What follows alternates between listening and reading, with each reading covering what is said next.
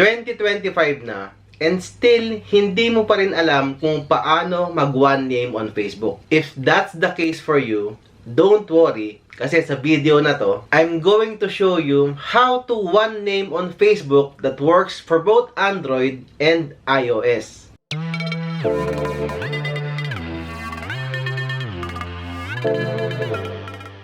A quick disclaimer lang bago tayo magsimula. Lahat ng steps 100% working by the time I upload this video. If ever man in the future may mga steps or links na ayaw nang gumana, normal po yan. Kasi workaround lang to lahat. Pero huwag kayong mag-alala. Kasi nag-upload ako ng mga updated tutorials regularly. So, don't forget to subscribe para lagi kayong updated. So, una natin gagawin is to go to settings, then click on system and updates to check if updated sa pinaka-latest version yung software na gamit natin. So, pag okay na, i-open natin yung App Store kung naka-iPhone ka or the Google Play Store naman kung naka-Android ka. And search for Facebook para ma-check natin if our app needs to be updated. Kung updated naman yung app natin, let's open the Facebook app and then sa homepage, click on these three lines on the upper right. Click on Settings, swipe all the way down, and then click on Language and Region. Sa next page, click natin yung pinakauna sa list.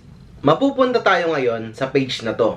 Hanapin lang natin sa list yung Indonesia, then let us select it. You will then notice na nabago na yung language sa Facebook app natin. I-close muna natin yung Facebook app and then balik ulit tayo sa Play Store. Sa search box, i-type natin Urban VPN. Ito yung app na yon. Click download and then install. Now, before we proceed, let me first introduce you to our video sponsor, which is SwiftDo. SwiftDo is a versatile PDF editor that you can download here on the Play Store. Or if you are using Windows or Mac, you can visit their official website at www.swiftdo.com. By using SwiftDo, you can immediately enhance your PDF reading experience. You can easily annotate, edit, highlight, and mark up PDFs. Pwede mo ring i-convert yung PDF mo into your preferred format like Word, Excel,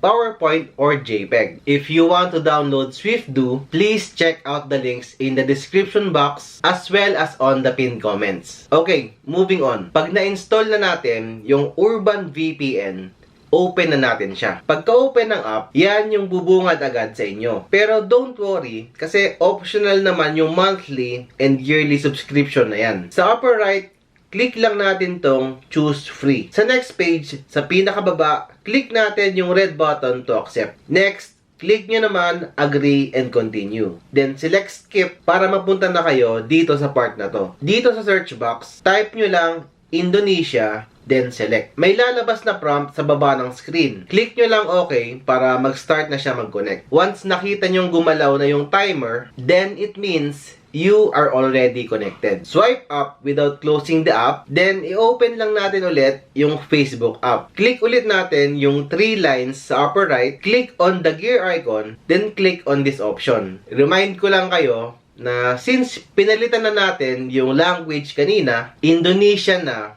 yung language na makikita nyo. So, follow nyo lang yung mga options or buttons na ise-select ko para hindi kayo malito. Click on profile, then click nyo to. Click on name, then sa next page, i-delete natin yung nakalagay dito sa last name. Then click on the spacebar. Dito natin ilalagay sa box na to yung gusto nating maging final na one name na magre-reflect sa account natin. Pag okay na, click na natin tong blue button sa ilalim. Magkakaroon tayo ng preview ng bagong profile name natin. Pag okay na and walang spelling errors, click nyo na tong blue button ulit. Pagpunta natin sa profile natin, we'll then see na isa na lang yung name na magre-reflect sa profile natin. Para maibalik sa English yung language, click ulit natin yung three lines sa upper right. Click on the gear icon, swipe up, then select this option. Sa next page, click natin yung pinakaunang option dito sa list. And then select English para maibalik na natin sa dati yung language. Okay, before we end this video, let me clarify a few things na madalas na itinanong dun sa last video natin. Una,